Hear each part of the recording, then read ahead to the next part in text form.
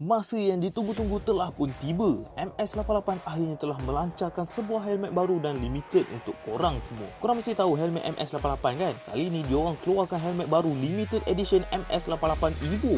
Ini siapa kena barang memang kena cepat. Sebab helmet ni limited untuk 3,000 unit saja tau. Saya ulang, 3,000 unit terhad di seluruh Malaysia. Helmet ni hadir dengan warna biru premium yang menunjukkan aura elegan dengan kemasan tulisan Evo yang berwarna emas di bahagian belakang. Nombor siri setiap helmet juga akan dipaparkan di bahagian bawah helmet serta tulisan limited edition. Helmet yang premium ini sudah lulus sirim dan selamat untuk digunakan. Bukan MS88 lah kalau tak ada tali keledar ikonik yang disulam logo MS88. Dia berwarna hitam merah membuatkan helmet ni lebih autentik. Mengikut peredaran zaman, helmet ni menggunakan quick release buckle meningkatkan safety semasa menunggang. Dekat bahagian dalam helmet ni juga lebih tebal dan lembut, jauh lebih selesa untuk pemakaian seharian ataupun perjalanan yang jauh. Jadi, pantai angkat, pantai sepat, siapa cepat dia yang dapat. Boleh cepat-cepat dapatkan di mana-mana kedai aksesori motor seluruh Malaysia.